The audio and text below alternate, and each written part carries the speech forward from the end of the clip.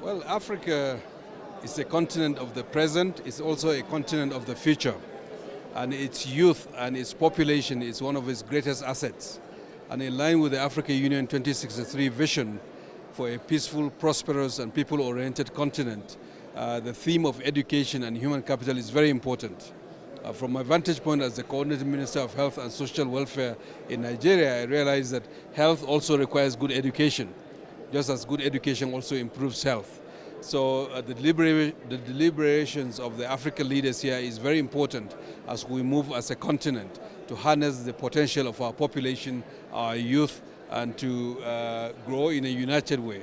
So I'm really glad to see the leadership that is being manifested here in Addis. I think we have to believe in ourselves as the African continent. And each constituent entity also works hard to ensure that we respond to our people's needs, we develop our economies, we engage with our citizens in our own way, in the African way, and our global partners to consider Africa as a global Africa, to respect it, to contribute to its development for their own interests as well as for our own interests. The multilateralism we've experienced over the last 70 years, I think it's outmoded. And we need to think about regional entities, a federalism within the context of multilateralism, and the African Union is manifesting that. That's the future.